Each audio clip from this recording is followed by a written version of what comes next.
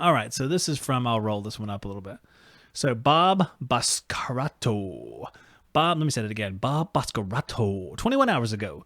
Did you hire this tech at a trade school? Now, this goes back to a video where Steve Demansky's talking about the guy who stuck the screwdriver into the mini split head and broke all the blades off the blower, which is hilarious if you're not there. If you're like us listening from afar, it's hilarious. So Bob says, did you hire this guy at a trade school? They're usually pretty ignorant, and their trainers do not know much more either. Boy, Bob's really salty for trade schools. Beware, you'll be responsible for the damage.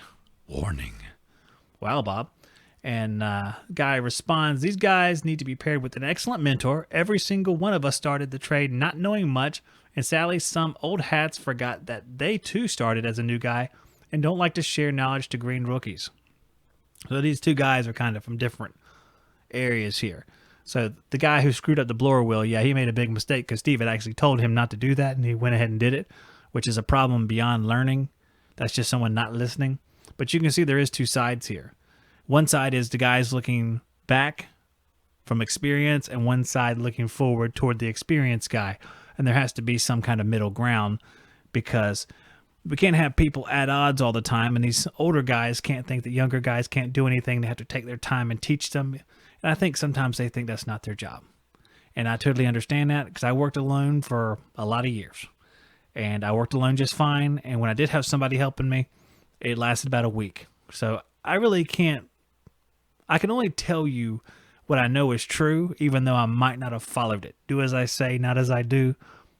You have to spend your time and have patience with people like you would have patience with your children, because some of these guys are not much older than some of our children. In fact, my son's 18 now. I'm pretty sure some of the techs are just a little bit over that. So you have to take your time. And you have to be willing to give up your knowledge, because you ain't taking it with you, and they're not replacing you just because you teach them something, which I think is what people think.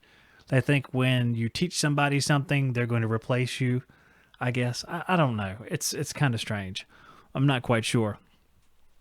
Air conditioning guy says, LOL, I know a guy that stuck one of those air probe thermometers and broke all the blades in the squirrel cage of a mini split. That's exactly what this guy did about it. I guess, no, it was an air probe. It wasn't a screwdriver. I'm sorry. It was an air probe, so it's exactly the same.